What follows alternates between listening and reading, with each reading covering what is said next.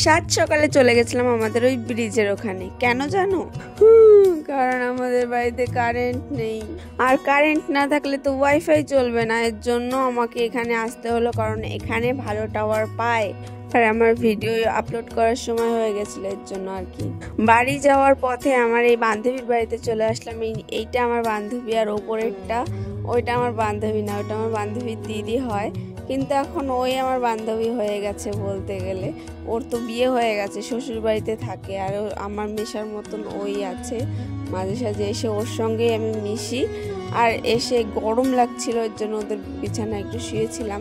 তারপর বাড়ি এসে দেখছি মা এতগুলো বড়া ভেজেছে, আর আমার তো খুবই ভালো লাগে এরকম বড়া, তার জন্য খাচ্ছিলাম এক বাটি নিয়ে। তারপর বিকেল হয়ে গেছিল, আর আমার ভাগ্নির কথা আমার মনে পড়ছিল। এর জন্য আমি ভাবলাম যে আমার ভাগ্নির সঙ্গে আমি দেখা করে আসি।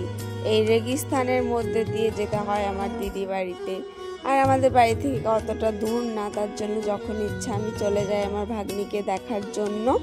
আর আমি দেখো ওদের পাড়ার গলিতেও চলে এসেছি, আর ওদের বাড়িতে এসে দেখছি এ তো পুরো রুগী শুয়ে আছে, কোনো শরীরে কোনো এনার্জি নেই মনে হচ্ছিল। তারপরে ওর কাছ থেকে শুনে জানলাম যে ওর নাকি জ্বর এসেছে, এর জন্য শুয়ে আছে।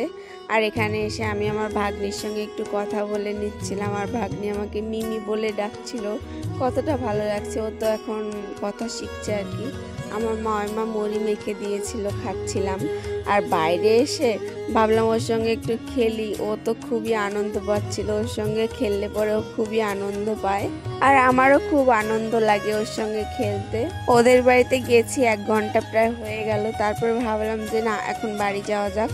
এক প্রকার ওকে ধোকা দিয়ে আসতে হয়েছে আমাকে, কারণ ও আসতেই দেয় না ওদের বাড়িতে গেলে পরে আমাকে। তো বন্ধুরা, আজকের ভিডিওটা আমার এই পর্যন্তই। দেখা হচ্ছে অন্য কোনো একটা ভিডিওতে। ততক্ষণের জন্য টাটা, তোমরা ভালো থেকো।